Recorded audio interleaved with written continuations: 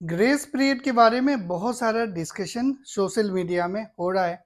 आप लोगों को पता है कि 18 अप्रैल तक सारे विजिटर्स जिनका स्टे पीरियड कंप्लीट हो रहा है उन सारे लोगों को सऊदी से एग्जिट हो जाना है।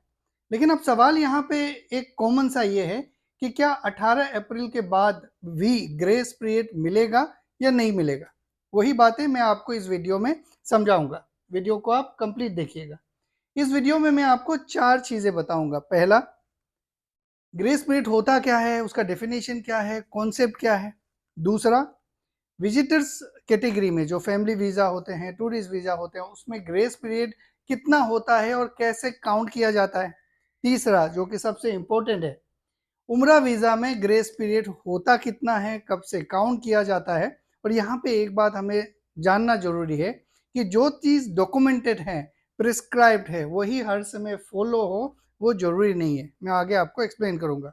चौथा जो पॉइंट है वो आप लोगों के सवाल हैं कि क्या 18 अप्रैल के बाद भी ग्रेस पीरियड मिलेगा या नहीं मिलेगा। मैं उम्मीद करता हूँ ये वीडियो आप कंप्लीट देखेंगे और उन लोगों के साथ ज़रूर शेयर करेंगे जो ये इन्फॉर्मेशन ढूंढ रहे हैं। तो पहले बात करते हैं स्टे पीरियड का जो ग्रेस पीरियड होता है वो होता क्या है। यहाँ पे स्क्रीन में एक टाइमलाइन है। ग्रेस पीरियड जो स्टे पीरियड है वो कहीं ना कहीं खत्म होता है। कोई भी ड्यूरेशन हो सकता है, चाहे वो 30 दिन हो सकता है, 90 दिन हो सकता है। यहाँ पे ये मान के चलिए कि स्टे पीरियड आपका सऊदी में रहने का जो ड्यूरेशन है वो वीज़ा में खत्म हो रहा है कहीं ना कहीं। जिस दिन से खत्म हो रहा है उस दिन से आपको 3 दिन का ग्रेस पीरियड मिलता है कि आप ये 3 दिन के अंदर जा सकते हैं बिना किसी पेनल्टी का या फिर बिना किसी ऑब्लिगेशन का। चौथा दिन अगर आप जाएंगे तो आपको पेनल्टी लग सकता है और बाकी सारे जो पेनल्टीज हैं, जो प्रोसीजर्स हैं वो लगेंगे ओवर स्टे वाले। तो ये है ग्रेस पीरियड जो आपको मिलता है स्टे पीरियड खत्म होने के बाद, जो कि 3 दिन का होता है। ओके, तो ये डेफिनेशन हो गया सिंपल भाषा में। अब सवाल ये है कि जो 18 अप्रैल का जो स्टे पीरियड का ड्यूरेशन है, क्या उसके बाद भी ये 3 दिन का स्टे ग्रेस पीरियड मिलेगा या नहीं मिलेगा। उसको समझाने के लिए मुझे आपको कुछ और बातें बताना पड़ेगा, वो आप ध्यान से समझिएगा। ओके, पहले ये समझिए कि जो ग्रेस पीरियड होता है विजिटर्स का और टूरिस्ट वीज़ा का, वो कितना होता है और कैसे हम उसको काउंट करेंगे। उसके लिए आपको जानना ये जरूरी है कि आपका स्टे पीरियड कब खत्म हो रहा है। स्टे पीरियड का डेट से ही आप 3 दिन काउंट करेंगे। वो स्टे पीरियड का खत्म होने का दिन आप कहाँ से देखेंगे और कहाँ से इंश्योर करेंगे कि मेरा डेट वही। ये आपके स्क्रीन में अप्सर का एक कैप्चर है। जो आप अगर स्पॉन्सर हैं तो आपके अप्सर में डिटेल होगा आपके डिपेंडेंट का। इस जगह में फाइनल डिपार्चर डेट लिखा हुआ रहेगा। ये डिपार्चर डेट जो है आपका स्टे पीरियड का लास्ट डे है। ओके, इस डेट से आपको 3 डे काउंट करना है, वो हो गया स्टे पीरियड। ये आपका हो गया क्या, स्टे पीरियड का आखिरी दिन। अगर आप ये देखेंगे यहाँ पे, देखिए यहाँ पे अगर आप ये देखेंगे तो यहाँ पे आपका स्टे पीरियड खत्म हो रहा है और इससे 3 दिन आपको काउंट करना है।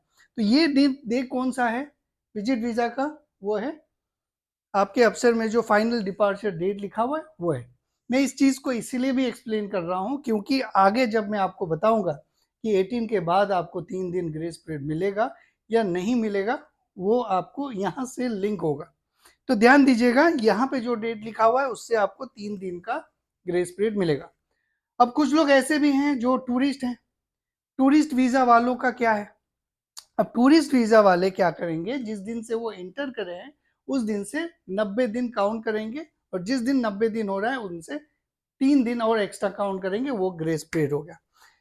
यहाँ पे विजिटर्स का स्टे पीरियड जो आपके अफसर में दिखा रहा है वो, और प्लस 3 डेज। ऐसे बहुत सारे लोग होंगे जिनका 3 अप्रैल दिखा रहा होगा, ऐसे बहुत सारे लोग होंगे जिनका 18 अप्रैल दिखा रहा होगा, ऐसा बहुत सारे लोग होंगे जिनका कोई भी डेट दिखा रहा होगा, मान लो 30 अप्रैल या फिर जो भी डेट दिखा रहा होगा।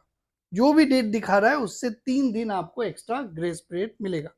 अब तक मैं जो आपको बता रहा हूँ वो नॉर्मल प्रोसीजर में बता रहा हूँ। ओके, तो ये हो गया किसका, फैमिली विजिट वीजा और टूरिस्ट वीजा। अब जो जानना जरूरी है वो समझिए, ग्रेस पीरियड जो उम्रा वीजा का है उसका क्या कॉन्सेप्ट है और उसमें बीच का क्या चीज़ है जो बहुत क्रिटिकल है। मैं एक चीज़ यहाँ पे ऐड करना चाहूँगा, जितने भी लोगों ने मुझसे उम्रा वीज़ा लिया है कृपया करके मैं रिक्वेस्ट करता हूँ, आप सब लोग जो भी लिया है और सऊदी के अंदर है, मुझे आपका डिपार्चर डेट, सऊदी से एग्जिट का और टिकट, रिटर्न टिकट जरूर भेजिएगा। ओके, तो अब बात करते हैं उम्रा वीज़ा का। यहाँ पे एक टाइमलाइन है उम्रा वीज़ा का। उम्रा वीज़ा अमूमन 90 दिन का स्टे पीरियड के साथ होता है, तो ये एक टाइमलाइन है जो कि खत्म हो रहा है यहाँ पे। ये 90 दिन है। 90 दिन के बाद भी आपको 3 दिन का ग्रेस पीरियड मिलेगा एज यूजुअल। ओके, हालांकि अभी एक जो गाइडलाइन आया था, आगे मैं एक्सप्लेन करूंगा जवाजात का नेक्स्ट स्लाइड्स में, कि 18 अप्रैल से पहले पहले आप जा सकते हैं, ये भी वैलिड ही है।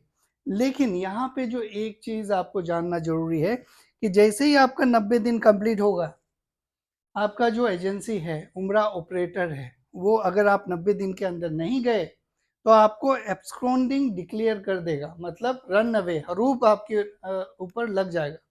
तो इसीलिए आप अपने एजेंसी को अपडेट कीजिए कि भाई मेरा टिकट कैंसिल हो गया या फिर जो भी है रीशेड्यूल है, मैं 18 से पहले जा रहा हूँ, मान लो जो 15 तारीख को जा रहा हूँ, 17 तारीख को जा रहा हूँ, और ये मेरा टिकट है। अगर आपका मान लो फॉर एग्जांपल 12 अप्रैल को अगर 90 दिन हो रहा है, तो 12 अप्रैल को ही आपका जो उम्रा ऑपरेटर है वो आपको एब्सकॉन्डिंग डिक्लेयर कर देगा। क्यों करेगा? क्योंकि अगर वो नहीं करता है ऐसा, तो उसके ऊपर में पेनल्टी लगेगा, 25,000 रियाल पर पासपोर्ट लगता है। और ये जो स्पॉन्डिंग है, रन अवे है, अगर ये अप्रूव नहीं होता है तो आपको पेनल्टी लगेगा ही लगेगा 25,000 रियाल का। ऐसा नहीं कि डिक्लेयर कर दिया और बस वो बच गए, नहीं, अगर वो अप्रूव नहीं हुआ तो लगेगा। तो यहाँ पे आपको ये 3 दिन ग्रेस पीरियड या फिर 18 अप्रैल का जो बेनिफिट्स है वो नहीं मिल सकता है। इसीलिए आप अपने एजेंसी को अपडेट कर दीजिए कि भाई मैं कितने दिन को जा रहा हूँ, कितना तारीख को जा रहा हूँ, मेरा आप मत लगाइएगा ये टिकट है, मेरा पुराना टिकट कैंसिल हो गया था। इसीलिए मैंने यहाँ पे बताया कि बी केयरफुल, ये एक इम्पोर्टेंट सब्जेक्ट है। हालांकि 3 दिन का ग्रेस पीरियड मिलता है इसमें भी, लेकिन जो उम्रा ऑपरेटर्स हैं वो वेट नहीं करते हैं, वो आपको एब्सकॉन्डिंग डिक्लेयर कर देते हैं। ओके, तो ये था किसके बारे में? उम्रा वीज़ा के बारे में।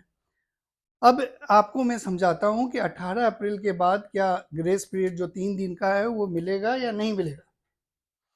ये एक और ग्राफ है, इसे ध्यान से समझिए, अगर आपको इसका स्क्रीनशॉट लेना है तो वो भी ले लीजिएगा। ये एक टाइमलाइन है यहाँ पे। ओके, अब ये 25 फरवरी यहाँ पे मैंने लिखा है और यहाँ पे लिखा है 18 अप्रैल। अब जो गाइडलाइन था जवाजात का, उसमें तो यही बताया गया था 25 फरवरी या उसके बाद जिनका भी वीज़ा का स्टे पीरियड खत्म हो रहा है, वो 18 अप्रैल से पहले पहले तक, 18 अप्रैल या उससे पहले तक बिना किसी पेनल्टी का, बिना किसी एक्सटेंशन का वो सऊदी से एग्जिट कर सकते थे। राइट, तो अगर ये 25 फरवरी से लेके 18 अप्रैल के बीच में आपका अगर वीज़ा स्टे पीरियड खत्म हो रहा है, तो आप 18 अप्रैल तक बिना एक्सटेंशन का जा सकते हैं। राइट, अब ये जो है ये ग्रेस पीरियड ही है बाय डिफॉल्ट, यहां से यहां तक एक ग्रेस पीरियड ही दिया गया है। इसका मतलब ये है कि ये ग्रेस पीरियड के बाद और 3 दिन का ग्रेस पीरियड नहीं मिलेगा। किन लोगों को नहीं मिलेगा ये समझिए, किन लोगों को नहीं मिलेगा। स्टे पीरियड मान लो किसी का 1 मार्च को खत्म हो रहा था, हालांकि वो 18 अप्रैल तक जा सकता है, लेकिन अगर स्टे पीरियड उसका 1 मार्च को खत्म हो रहा है तो 3 दिन का उसको ग्रेस पीरियड वहां से मिलेगा। राइट, अब ना कि 18 अप्रैल के बाद भी मिलेगा, क्योंकि उनका तो स्टे पीरियड 1 अप्रैल मार्च को खत्म हो रहा था, वहां से 3 दिन मिल सकता है। वही आप मान लो मैक्सिमम लोगों का 3 अप्रैल तक स्टे पीरियड खत्म हो रहा था, तो 3 अप्रैल से 3 दिन उनको stay period by default grace period मिलेगा, वो तो मिल चुका था। लेकिन ये जो 18 अप्रैल है वो तो ग्रेस पीरियड ही है, तो ग्रेस पीरियड के ऊपर अनदर ग्रेस पीरियड मिलेगा या नहीं मिलेगा ये कोई सर्टेन नहीं है, नहीं भी मिल सकता है। मेरा जो अंडरस्टैंडिंग है, ये तो ग्रेस पीरियड ऑलरेडी है ही, उसके आगे और ग्रेस पीरियड मिलेगा या नहीं मिलेगा, नहीं मिलेगा। ओके, तो ये टाइमलाइन है, इसको अच्छे से समझ लीजिएगा। बाकी अब मैं आपको और एक चीज, आपके जो सवाल आपके दिमाग में हो रहेंगे वो इस चीज से क्लियर हो जाएगा। यहाँ पे 2 स्क्रीन कैप्चर है हमारे जवाजात के जो इंस्ट्रक्शन आए थे उनका। पहला जो इंस्ट्रक्शन था उस पर उन्होंने ये बताया था कि जिनका भी स्टे पीरियड एक्सपायर हो रहा है वो अपना स्टे पीरियड एक्सटेंड कर सकते हैं और 18 अप्रैल तक उनको स्टे पीरियड मिलेगा। फी पे कीजिए, ये सारे प्रोसेस बताए थे। अब जिन्होंने भी एक्सटेंड किया है और उनके अवसर में जो मैंने फाइनल डिपार्चर डेट आपको दिखाया था उसमें 18 अप्रैल अगर लिखा हुआ दिख रहा है तो उनको 3 दिन प्लस 3 डेज का ग्रेस पीरियड मिलेगा। क्यों मिलेगा? क्योंकि वहां पे उनका स्टे पीरियड 18 अप्रैल दिखा रहा है या फिर जो भी डेट दिखा रहा है वहां पे, उससे 3 दिन का मिलेगा। जिन लोगों ने अपना स्टे पीरियड एक्सटेंड नहीं करा है, मान लो जिनका 3 तारीख को एक्सपायर हो गया और उन्होंने एक्सटेंड नहीं करा है और वो ये सोच रहे हैं कि हमें 18 के बाद और 3 दिन का ग्रेस पीरियड, वो गलत है। क्योंकि उनके जो लास्ट डे का जो स्टे पीरियड है वो तो 3 अप्रैल ही था, है ना। उसके बाद उनको ग्रेस पीरियड नहीं मिलेगा, ऑलरेडी ग्रेस पीरियड उनका चल रहा है। तो ये 2 चीजें हैं जो आपको ध्यान में रखना है। तो आज के इस वीडियो में बस इतना ही। अगर आपके कोई इससे रिलेटेड सवाल है तो जरूर आप कमेंट में लिखिएगा, डिस्कशन करने के लिए कमेंट होता है। Thank you very much.